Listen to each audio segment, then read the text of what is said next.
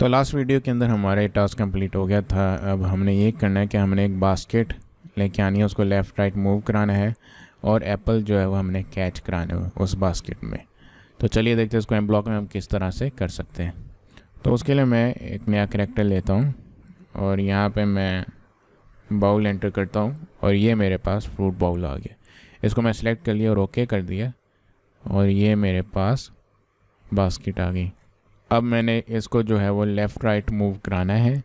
इसके लिए मैं करूँगा जब भी मैं गेम स्टार्ट करूँ, ये वाला करैक्टर सेलेक्ट किया हुआ है, फॉर एवर का लूप प्लेस करूँगा कि जब भी इफ़ कौन सी की प्रेस हो, यहाँ से मैं की प्रेस्ड माउस नहीं sorry keys pressed right arrow की प्रेस हो तो x की वैल्यू इंक्रीज हो तो चेंज x बाई 10। x की वैल्यू में 10 का एडिशन होगा जब भी मैं राइट एरो की प्रेस करूँगा। और यहाँ से डुप्लीकेट कर लेता हूँ मैं और इसको इसके नीचे प्लेस कर देता हूँ। और जब मेरे पास लेफ़्ट एरो की प्रेस करूँ तो x की वैल्यू में से 10 सब्ट्रैक्ट हो हर मरतबा। अब हम इसको प्ले करके देखते हैं। ये देखें, ये मेरे पास बास्केट लेफ़्ट राइट मूव कर रही है।